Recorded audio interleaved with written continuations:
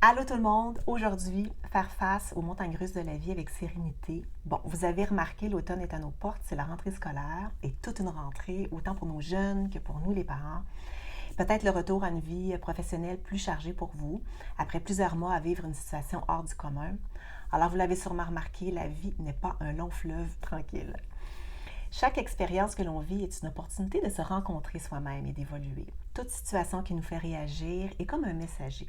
Et une rencontre avec soi-même devrait se faire avec curiosité et bienveillance. On dit que les choses arrivent pour une raison, peut-être. Ça fait du bien d'y croire, ça donne un sens à nos souffrances, à nos adversités. Que les choses arrivent pour une raison ou pas, une chose est sûre, les choses arrivent. Des belles, des moins belles, des plaisantes, des obligatoires, des éprouvantes, des faciles, des magiques, des tragiques. Et parfois tout ça en même temps, dans la même journée, dans la même heure. C'est ça l'expérience de la vie, c'est beau et tragique, plaisant et difficile, éprouvant et magique. La vie nous offre tout cela, c'est l'expérience humaine. Nous vivons des passages.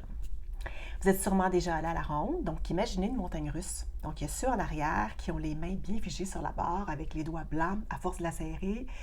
Ils ont une seule envie que ça s'arrête pour pouvoir redescendre. Et il y a ceux en avant avec les bras en l'air qui ont le triple de leur vie et quelques-uns au milieu qui sont tout à fait indifférents, sauf une balade à la campagne pareille.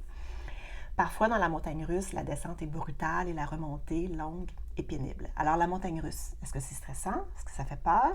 C'est relatif. Ça dépend du regard que l'on pose sur l'expérience, la paire de lunettes que l'on porte. Mais une chose est sûre, n'essayez pas de sortir d'une montagne russe en mouvement. Il faut accueillir l'expérience et se rencontrer soi-même au travers de celle-ci. Et si j'enlevais tout le drame de cette situation, si je retirais toutes les histoires que me crée mon mental, que resterait-il de l'expérience, ici maintenant? Quelles sont ces histoires que je suis en train de me créer autour de la situation? Ce sont souvent ces histoires qui causent la montagne russe. Exemple, j'habite avec mes deux grands-enfants, des adultes maintenant, presque 18 et 20 ans. J'arrive à la maison après une longue journée, c'est le chaos total. Je suis sûre que vous êtes capable de vous relier à cette situation. Allô les enfants, on va voir s'ils écoutent mes vidéos. Bref, le mental commence à s'agiter. Encore de la vaisselle qui traîne, je ne peux pas croire que je suis la seule à remarquer que c'est le bordel. Pourquoi c'est toujours moi qui finis par ramasser? J'ai pas plus le temps qu'une de m'en occuper, prévoir ce qui se passe, m'aider. En tout cas, vous comprenez le topo. Le drame et les histoires qui commencent à se créer dans ma tête. Je me retrouve dans la montagne russe, probablement aussi stressée que ceux qui sont derrière et qui tiennent la barre là, bien serrée. Alors, quel est le regard que j'ai envie de porter sur cette situation? Comment j'ai envie de me vivre dans cette expérience? À qui je fais mal là-dedans? Ai-je vraiment envie de vivre cette situation comme ça et de la faire subir aux autres? Et que reste-t-il de la situation après y avoir enlevé le drame et toutes les histoires? Et bien souvent, il reste l'amour. L'amour que je me porte, celui que je porte à l'autre, à mes enfants.